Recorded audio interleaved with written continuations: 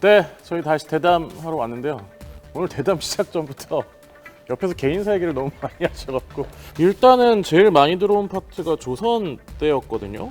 그래서 하나 일단 들어온 질문부터 좀 말씀을 드리면 아마 종목을 갖고 계신 분인 것 같은데 세그리다 피님이 그럼 지금 조선주 팔아야 되나요? 다른 애널리스트와 뷰가 크게 다르군요. 이런 얘기가 있었거든요.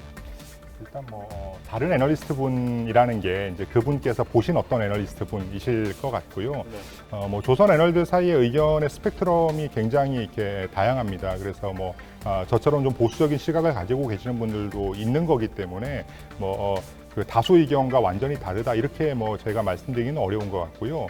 저희가 이제 올해 이제 말씀드리면서 이제 내년 전망을 하면서 수주가 올해 대비해서 약 50% 정도 증가한다 이렇게 이제 얘기를 드렸거든요. 그러니까 이제 업황에 대한 어떤 팩트는 사실은 큰 차이가 없을 거라고 봐요. 근데 문제는 이제 기업 분석에서 이제 가장 중요한 게 조금 전에 배 기사님이 밸류에이션이다 이렇게 얘기를 했는데 좋아지는데 그 업황이 좋아지는 거 대비해서 지금의 주가 수준이 합리적인가를 따져보는 게 사실은 밸류에이션인데요.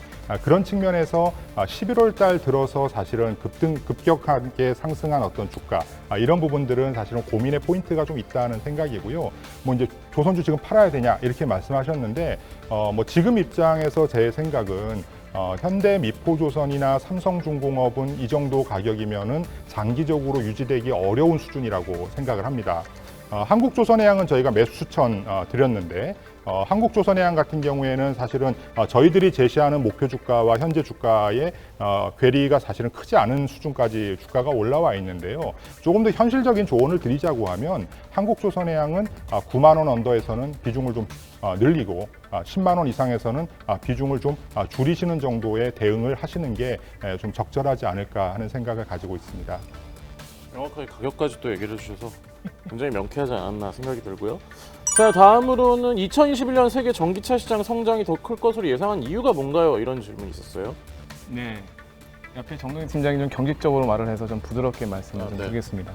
전기차는 올해보다 내년에 무섭죠? 많이 늡니다. 왜 늘어나냐면 네. 지금 올해가 많이 늘었어야 돼요. 사실은 그러니까 작년 이맘때를 생각해 보시면 올해 30% 늘 거다, 40% 늘 거다 되게 기대가 많았는데 2월 달에 갑자기 팬데믹 나오면서 완전히 사라졌거든요. 결론은 올해 눌린 수요 내년에 나옵니다. 두 번째 라인업이 좋습니다. 모델 3 테슬라 모델 3뿐 말고도 네. 폭스바겐의 ID3라고 하는 지금 전기차. 그러니까 순수 이제 내연기관차 살 수 없고 전기차만 사는 그런 라인업들이 늘어나면서 지금 9월, 11월 독일 전기차는 약진하고 있거든요. 마지막으로 말씀드렸던 이 90억 원의 규제를 못 맞추면 벌금 냅니다. 결국 선택의 폭인데 어차피 지금 유럽이나 일본 자동차 회사들은 전기차를 팔아서 규모를 줄이지 않으면 이산화탄소 절감하지 않으면 네. 어차피 대금 벌금 내는 것보다 훨씬 나은 거니까요. 그러니까 내연기관차 지금 R&D 안 하고 있지 않습니까? 쉽게 말씀드리면 내년에는 저희 예상보다 크게 증가할 것으로 보고 있고 1월 달에 바이든 집권하면서 그런 청사진이 주가에 더 긍정적으로 작용하지 않을까 그렇게 보고 있습니다. 알겠습니다. 자, 다음에는 주택시장이 정체된 상태에서 대형 건설사 시장 점유율 증가에 의미를 부여하는 거 한계가 있지 않냐 이런 질문이 있었어요.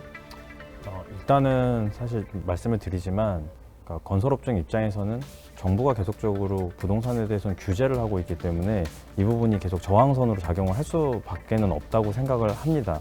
그러니까 저희도 말씀드리는 게 어떤 거냐면 주택시장 MS가 올라오면서 내년, 내후년의 이익 추정 혹은 3년 뒤까지도 이익 추정이 올라간다는 부분들에 의미를 부여하는 거고요. 근데 주가는 반대로 올해 내내 빠졌었기 때문에 싸도 너무 싼 상황.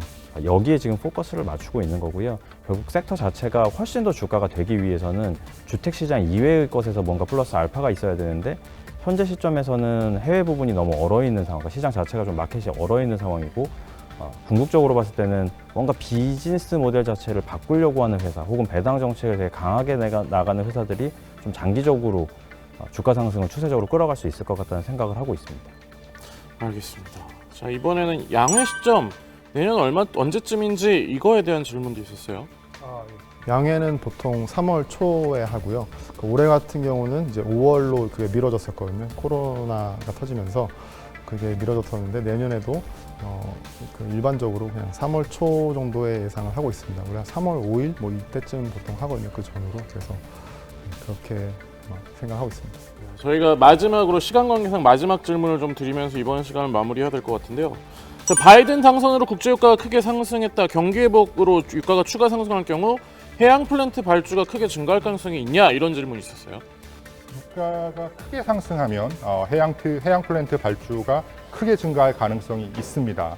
하지만 저희 하우스뷰 자체는 내년에도 유가가 크게 상승하기는 어렵다라고 보는 거고요. 이게 이제 크다 작다로 얘기하니까 이제 애매한 부분들이 있는데 뭐 50불 초반대 정도를 저희가 예상하고 있지만 해양 플랜트 시장에서는 최소한 국제 유가가 배럴당 60불 정도는 넘어서야지 정상적인 동작을 할 수 있는 걸로 이렇게 이제 이해를 하고 있기 때문에 저희가 예상하고 있는 수준에서의 유가 상승에서는 해양 플랜트 시장이 올해 대비해서 크게 개선될 여지는 제한적이다라고 생각을 하고 있습니다.